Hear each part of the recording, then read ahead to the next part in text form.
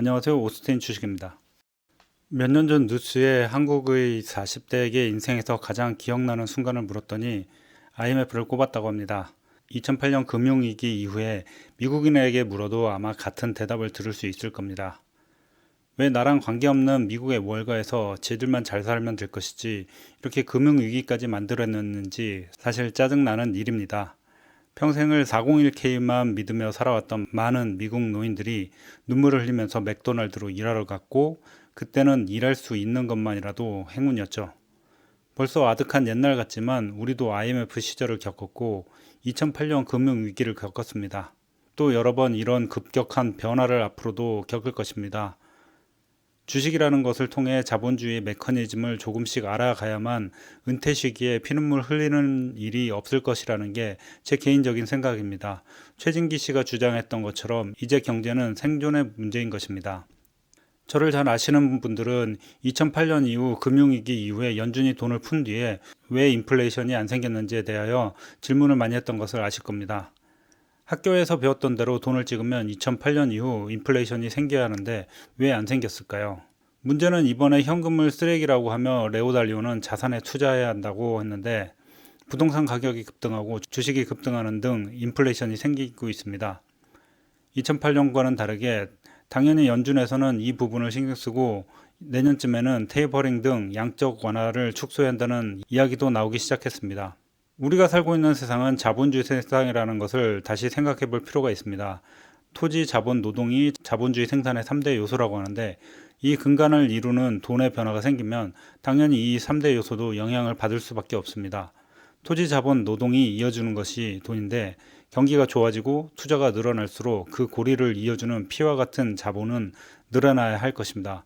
따라서 적정 수준의 인플레이션을 유지하는 것이 국가, 연준의 역할입니다. 연준의 자산 그래프를 보면 2008년 초 1트릴리언이었던 것이 금융위기 이후 2배가 늘고 코로나 전까지 4트릴리언으로 거의 4배가 늘었습니다. 거기다가 거의 2배가 되어서 7트릴리언을 넘어섭니다. 연준은 돈을 찍어내는 기관인데 이렇게 쓰이지 않는 자산이 많이 필요가 있을까요? 금융위기 이후 인플레이션이 안 왔던 것은 돈을 찍었음에도 은행에서 돈을 빌리려는 수요가 적고 연준에서 자산을 쌓아놓고 있는 것이 여러 이유 중에 가장 큰 이유라고 개인적으로 생각합니다. 연준은 돈을 찍어내고 자산의 대부분은 채권과 모기지로 이루어져 있습니다. 연준의 자산이 많아진 만큼 실물 경제에 돈이 많이 풀려야 하는데 그 역할은 은행이 하고 있습니다. 그런데 2008년은 금융위기였기 때문에 돈을 빌려주는 기능에 문제가 생겨서 그만큼 대출을 꺼려 했기 때문에 시중에 돈이 풀리지 못하고 연준도 쓰지를 못하는 자산이 계속 쌓아져만 간 것입니다. 2008년 이후 연준의 고민은 과연 리먼 브러더스를 망하게 놔두는 것이 옳은 결정이었을까 하는 것이 숙제였다고 합니다. 10년 동안 경제를 살려오는 동안 연준에 기대하는 것은 더욱더욱 많아졌습니다. 다행히 코로나 때 연준의 빠른 대응으로 디플레이션이라는 위기를 넘기긴 했지만 이제는 반대로 인플레이션을 걱정해야 되는 상황이 되어가는 것 같습니다. 2019년을 보면 연준은 자산을 약간 줄이려고 한 모습을 보일 수 있습니다. 하지만 코로나 때문에 다시 늘릴 수밖에 없었고 언젠가 연준은 다시 테이퍼링, 즉 양적 완화를 줄이는 정책을 해야 하는 시기가 올 것입니다. 적어도 그때까지는 인플레이션은 계속될 것으로 보입니다. 한국도 집값이 많이 오르지만 미국도 집값이 많이 오르고 있습니다. 2008년 이후 정부의 개입으로 10년간 경제가 살아나는 것을 모든 사람이 보아왔고 이번 코로나 위기는 누구나 이례적이라고 생각합니다. 앞으로 평생 마스크를 쓰더라도 경제에 주는 데미지는 일회성이라고 보는 것이 맞을 겁니다. 이 일회성 사건이 지나고 나면 그 많이 풀린 돈은 인플레이션의 영향을 받게 될 것이고 현재 벌어지고 있는 현상이라 할 것입니다. 심리적인 이유도 많이 있을 텐데 2008년 이후 미국 사람들은 제로금리에서 10년 동안이라는 시간 동안 2%대가 넘는 이자율 변화를 경험했고 코비드로 인해서 또다시 비슷한 현상이 생기자 30년 대출을 받는다면 이율이 낮을 때 받는 게 유리하다고 해서 오히려 대출을 받는 사람이 늘어나는 기이한 현상도 벌어졌습니다.